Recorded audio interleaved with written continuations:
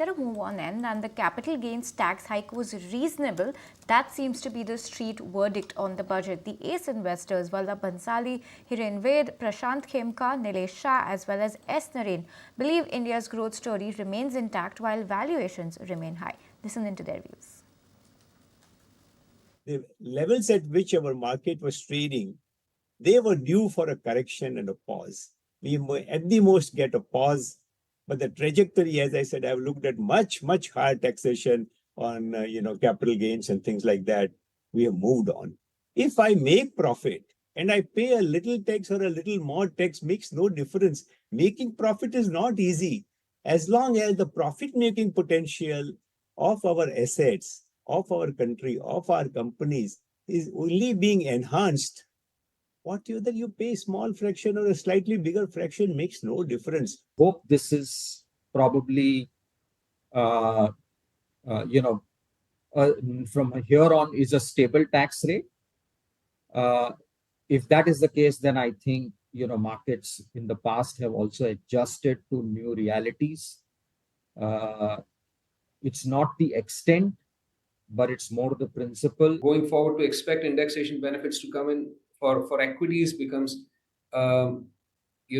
less likely, and so it's just a bit greater uncertainty going forward, I would say, on tax front, in addition to the higher taxes. So I think for investor behavior to change, it would require necessary condition would be poor returns from equity markets, in my view, or substantially inferior returns from the compared to the bond markets. Absent that, I don't think the flows or investor behavior would change or would precede the returns.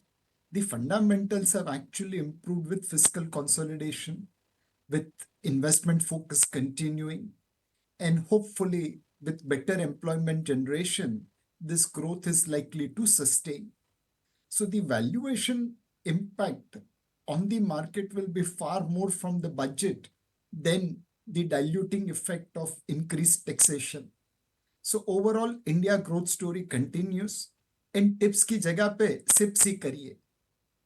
By reducing capital gains tax on real estate is a very interesting step, because if you look at equity market, you have huge volumes of transactions, and people sell maybe what they own maybe every year.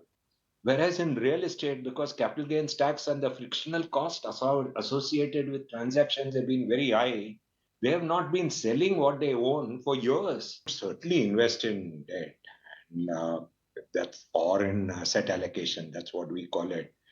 And I think it is absolutely imperative that they should invest in asset allocation and not in equity at this point of time. But having said that, people have just totally ignored debt at this point.